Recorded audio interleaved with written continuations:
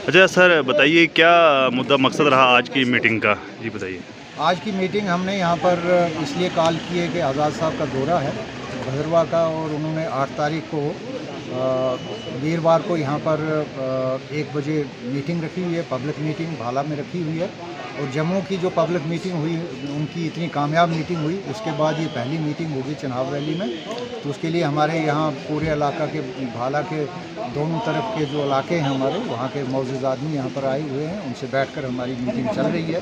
तो यहाँ पर जो हमारा प्रोग्राम होगा उसके लिए जो बंदोबस्त करना है, यहाँ पर स्टेज का, गाड़ियों का, बाकी चीज़ों का जो भी बंदोबस्त करना है, उसके लिए हमारी जो बात चल रही है। तो जैसे कि परसों आज़ाद साहब की जो बहुत ही बड़ी रैली थी, उन्होंने ये भी कहा कि मैं इलेक्शन नहीं लड़ूंगा लेकिन मैं कैंपेन हर जगह करूंगा।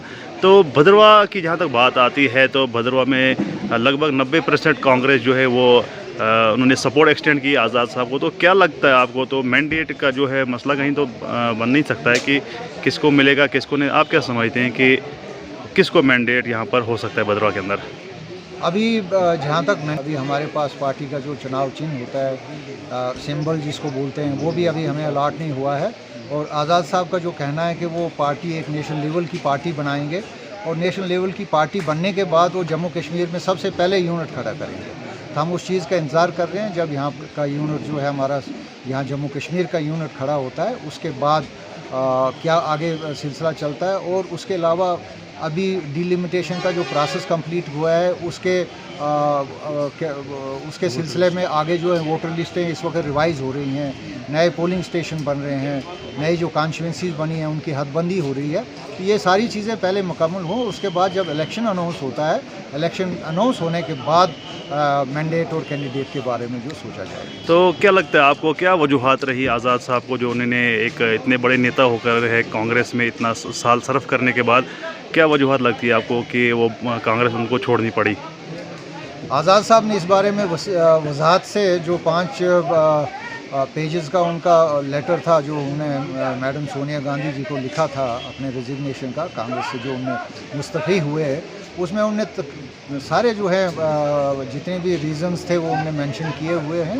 तो कांग्रेस में जिस तरह से सीनियर लीडर्स को नज़रअंदाज किया जा रहा था, और वहाँ पर जो नए लोग थे जिनको इतना फील्ड का तजर्बा नहीं था, जो वर्कर्स के साथ जुड़े नहीं थे, जिनको ग्राउंड सिचुएशन का पता नहीं था, वो पार्टी को चला रहे थे।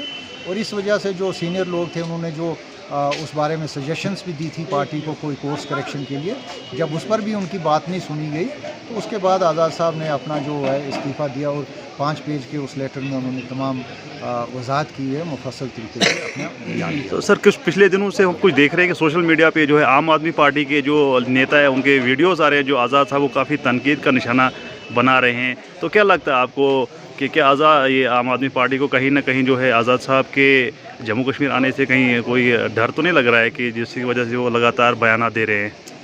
इस वक्त जितनी भी यहाँ पर पार्टियाँ हैं, चाहे वो आम आदमी पार्टी है, चाहे वो इस वक्त रूलिंग पार्टी है, चाहे वो दूसरी ओर यहाँ की स्टेट लेवल की जो पार्टीज़ हैं, या चाहे जो पिछले 2 साल में नई पार्टीज़ कुछ वजूद में आई थी बड़े ज़ोर शोर से, उन सब को इस वक्त बहुत ज़्यादा घबराहट हुई है। उनके पाँव तले से ज़मीन खिसकने वाली है। आज़ाद साहब का एक बहुत बड़ा कद है, पूरे देश में, पूरे हिंदुस्तान में उनका एक स्टैचर है। और जम्मू कश्मीर में जो उन्होंने काम किए हुए हैं, पिछले 45 साल 50 साल का जो उनका सियासी कैरियर रहा है, तो लोगों के साथ जो जुड़े रहे हैं, वर्कर के साथ जो जुड़े रहे हैं, तो उससे उनको कुदरती उनको बौखलाहट हो रही है, और इसलिए उस बौखलाहट में वो इस तरह के बयान दे रहे हैं। और आपने देखा होगा कि अभी जम्मू का जो 4 तारीख का उनका वहाँ पर प्रोग्राम हुआ था, उसमें भी आम आदमी पार्टी के बहुत सारे लोग जो हैं वो आज़ाद साहब के पास शामिल हुए थे, आज़ाद साहब की सपोर्ट में निकले हैं। और उधमपुर में तो एक पूरा यूनिट जो है आम आदमी पार्टी का जो है वो वहाँ से निकलकर आज़ाद साहब की सपोर्ट में आ गया है।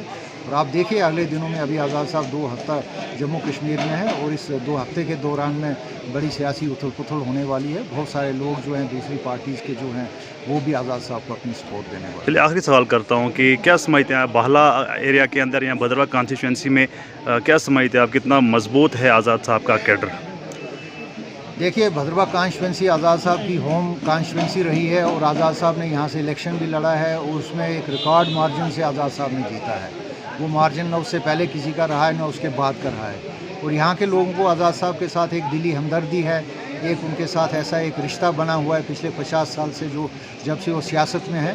तो उस लिहाज से आप देखेंगे कि यहाँ जो है पूरी मजबूती के साथ सारे लोग खड़े हैं। ये इलेक्शन जो होगा वो आज़ाद साहब सामने खड़े होंगे, लेकिन ये इलेक्शन जो है लोग लड़ेंगे। ये आम आदमी जो है आज़ाद साहब के इलेक्शन लड़ेगा। सारे लोग जो हैं इस वक्त दिन रात मेहनत करने के लिए तैयार हैं और यहाँ कांग्रेस का सफाया हमारे यहाँ पर होने वाला है और आज़ाद साहब जो भी पार्टी तश्कील में देंगे वो यहाँ पर हमें पूरी उम्मीद है कि वो यहाँ पर मेजॉरिटी के साथ यहाँ से सीट निकालेंगे। तो एक और सवाल आता है गुस्ताखी माफ़ की, आज़ाद साहब को ये कई लोगों ने, जो कई पार्टियों ने निशाना साधा है कि ये बीजेपी की डी टीम है, इसको थोड़ा सा जस्टिफाई कीजिए इस सवाल को। ये मैंने जैसे पहले भी कहा कि ये उनकी डेस्परेशंस हैं कि भाई बी टीम है, सी टीम है। आज़ाद साहब ने जो फ़ैसला लिया, सोच समझ कर फ़ैसला लिया और ये चीज़ें उन्होंने अपने एजेंडा में जम्मू में क्लियर की थी और जिसमें सबसे पहले बड़ा एजेंडा उन्होंने रखा था कि स्टेट का जो है, हमारी जम्मू कश्मीर का जो स्टेट हुड है उसका रेस्टोरेशन।